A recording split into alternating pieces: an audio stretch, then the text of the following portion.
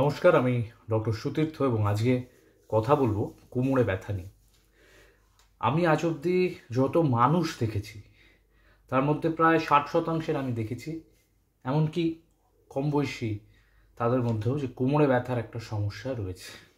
এবার আজকে আমি চেষ্টা করছি যেগুলো সবচেয়ে কমন, সবচেয়ে বেশি যে কারণগুলো আমরা দেখতে পাই সেগুলো নিয়ে একটু হালকা আলোচনা করি। আমার বিশ্বাস এটা প্রায় আপনাদের সবারই কাজে লাগবে। আপনারাও নিশ্চয়ই নয় নিজেদের, আপনার বাড়ির কারোর বা বন্ধুবান্ধবের কারোর কোমরে ব্যথা আছে। বেশ, সবচেয়ে প্রথমে যে কোমরে ব্যথাটার কথা বলবো, যেটায় আমাদের অল্প বয়সী প্রচুর লোকও ভোগে, এমনকি 16, 17, 18, 19, 20 এই বয়সের ছেলেমেয়েরাও ভোগে, সেটা হচ্ছে শোয়া, বসা, দাঁড়ানো, এগুলোর ভুল পশ্চার, ভুল ভঙ্গির জন্য যে কোমরে ব্যথা হয়। বিশেষ করে দেখবেন অনেকক্ষণ এরা পড়াশোনা করছে তারপরে কোমরে ব্যথা, কিংবা ঘুম থেকে উঠেছে কোমরে ব্যথা, বসে আছে অনেকক্ষণ কোমরে ব্যথা, এই ব্যাপারগুলো, বা অনেকক্ষণ দাঁড়িয়ে আছে কোমরে ব্যথা। তো এক্ষেত্রে কিছু পশ্চার আছে এবং কিছু বালিশ রাখার কিছু পজিশন আছে শোয়ার সময়, যাতে কিন্তু এই ব্যথাগুলো দূর হয়ে যায়। এমনকি আমারও কিছুদিন আগেই একটু হালকা এরকম ব্যথা হচ্ছিল, যেহেতু আমি বারবার এখন ইংল্যান্ডে আলাদা আলাদা জায়গায় এসে থাকছি, বারবার আলাদা আলাদা বিছানায় থাকতে হচ্ছে। তো সেক্ষেত্রে বিছানার গদির সাথে যদি শরীর ঠিকভাবে অ্যাকাস্টম না হয়, তখন সেক্ষেত্রে কিন্তু ব্যথা হতে পারে। তো আমি নিজে এটা প্রয়োগ করি সেই চিকিৎসাটা, তাতে কিন্তু আমার ব্যথা এক দিনের মধ্যেই কমে যায়।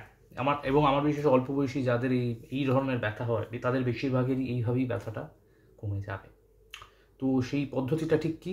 তো শোয়ার সময় মাথার গলার নিচে তো একটা, ঘাড়ের নিচে একটা বালিশ তো দিচ্ছি, তার সাথে আরেকটা তার চেয়ে হালকা নিচু বালিশ কোমরের তলায় দিতে হবে, এবং আরেকটা বালিশ দেওয়া যেতে পারে হাঁটুর তলায়।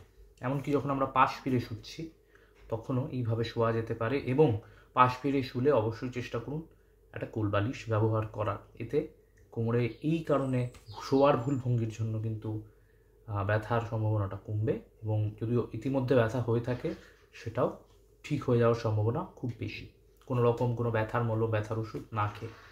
দ্বিতীয়ত হচ্ছে, যখন বসছি, বসার সময়ও কিন্তু কোমরের ঠিক পিছনে, পিঠের একদম নিচের দিকে কোমরের কাছে পিছনে একটা বালিশ দিয়ে নিলে ভালো হয়।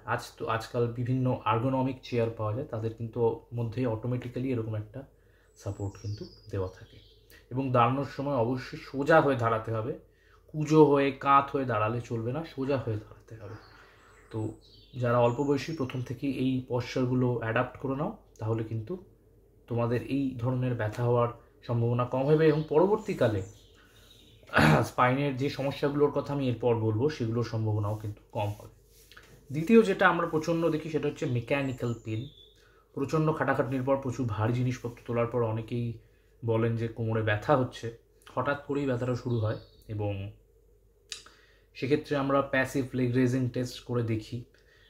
সাধারণত আমার ক্ষেত্রে রোগী এলে আমি কোনো রকম স্ক্যান সাধারণত করাই না, সেটা রোগীর উপর নির্ভর করে। যদি মনে হয় যে এর কিছু স্পাইনের সমস্যা আলাদা হয়ে থাকতেও পারে, সেক্ষেত্রে একবার হয়তো এক্স রে করাবো, তারপর হয়তো গিয়ে হয়তো এমআরআই প্ল্যান করাবো ইত্যাদি।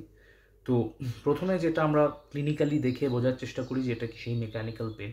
তো এই ক্ষেত্রে মেকানিক্যাল পেন হলে সেক্ষেত্রে আমরা কি করি, একটা ব্যথার মলম দিই, সামনে ঝোঁকা বারণ করতে বলি, খুব ভারী জিনিস তোলা বারণ করতে বলি, এবং অ্যাক্টিভ থাকতে বলি। একদম বেড রেস্টে চলে গেলে কিন্তু হবে না, অ্যাক্টিভ থাকতে হবে। খুব প্রচণ্ড পরিশ্রম করা যাবে না। ব্যথার মলম লাগানো, ব্যথার ওষুধ খাওয়া, এবং মোটামুটি স্বাভাবিক কাজকর্ম চালু রেখে কিন্তু মোটামুটি 5-6 দিনের মধ্যে ব্যথা ঠিক হয়ে যায়। তৃতীয় যেটা আজকাল অনেকের মধ্যেই আমরা দেখতে পাচ্ছি, সেটা হচ্ছে স্পাইনের বিভিন্ন রকমের সমস্যা। এবার সেটা স্টেনোসিসও হতে পারে, সেটা ডিস্ক প্রোল্যাপস হতে পারে, ইত্যাদি ইত্যাদি। তো আমি কমনগুলোই বলার চেষ্টা করছি। তো বহু মানুষের মধ্যেই আজকাল ডিস্ক প্রোল্যাপস পাওয়া যাচ্ছে, বিশেষ করে যাদের ওজন অনেকটা বেশি, তাদের মধ্যে আমি বেশি পেয়েছি। সাধারণত ব্যথা নিয়ে আসেন, অনেক দিনের কোমরে ব্যথা নিয়ে আসেন। এক্সরেতে দেখা যায় যে স্পাইনের কার্ভেচারটা সোজা হয়ে গেছে। আমাদের প্রত্যেকটা spine, cervical, thoracic, lumber, sacral, এদের কিন্তু একটা কার্ভেচার আছে। আমাদের শিরদাঁড়া ঠিক সোজা নয়, হ্যাঁ, এটাই মানে স্বাভাবিক। শিরদাঁড়া সোজা হয়ে যাওয়াটাই অস্বাভাবিক, যেটা বহু মানুষের ক্ষেত্রে হয়। সেক্ষেত্রে তখন কিন্তু এই যে ব্যথাটা দীর্ঘস্থায়ী হয়, সেক্ষেত্রে আমরা কোমরে বেল্ট, ব্যথার ওষুধ, সামনে ঝোঁকা বারণ, ভারী জিনিস তোলা বারণ, বাইক চালানো বারণ, গাড়ি চালালে গাড়ির সিটের উচ্চতাটা একটা ঠিকঠাক উচ্চতা হয়, সেটা রোগী to patient to patient vary করে, দেখে নিতে হয় কোনটা হলে ঠিক হবে, এরকম অ্যাডজাস্টমেন্ট করতে হয়। এবং বহু ক্ষেত্রে কিন্তু সার্জারির দিকে যেতে হয়। এবং এই একই ব্যাপার হচ্ছে স্টেনোসিসের ক্ষেত্রেও। স্টেনোসিসের ক্ষেত্রে প্রায় সার্জারিটাই প্রায় মূল চিকিৎসা হয়ে যায়, যেহেতু ডিসপ্রোলাইপস এবং স্টেনোসিস দুটোতেই কিন্তু নার্ভের উপর চাপ পড়ে এবং তার ফলে ব্যথা কিন্তু কোমর থেকে আস্তে আস্তে পায়ের দিকেও ছড়িয়ে পড়ে। তো আপনাদের ক্ষেত্রেও যদি এরকম হচ্ছে তাহলে অবশ্যই ডাক্তার দেখান। কাকে দেখাবেন? এমবিবিএস ডাক্তার থেকে শুরু করতে পারেন, তারপরে অর্থোপেডিকের কাছে যেতে পারেন, বা সেখান থেকে নিউরো সার্জারি রেফারেলও হতে পারে। তো আশা করি এই ভিডিওটা আপনাদের সবারই কাজে লাগবে, কারণ কোমরের ব্যথাটা সত্যিই আজকাল বহু মানুষের মধ্যেই দেখা যাচ্ছে। এর কারণ হচ্ছে আমরা অনেকেই আজকাল বেশিরভাগ সময়টাই অফিসের ভিতর, বাড়ির ভিতর কাটাই, তো অনেকের মধ্যেই ভিটামিন ডি ডেফিসিয়েন্সি পাওয়া যাচ্ছে। এছাড়া খাদ্যাভ্যাসের জন্যও ভিটামিন ডি ডেফিসিয়েন্সি দেখা যেতে পারে। তো সেই সব কিছু বিচার করে সেরকম চিকিৎসা হবে। কিন্তু অল্প বয়সীদের ক্ষেত্রে যেটা মেন কারণ সেটা আমি বললাম, পোশ্চারের জন্য, এবং এছাড়া মেকানিক্যাল পেনটাও যথেষ্ট কমন। তো ভালো লাগলে অবশ্যই মনে হয় যাদের দেখা প্রয়োজন তাদেরকে পাঠান, এবং এর কোনো প্রশ্ন থাকলে আমাকে জানাতে পারেন।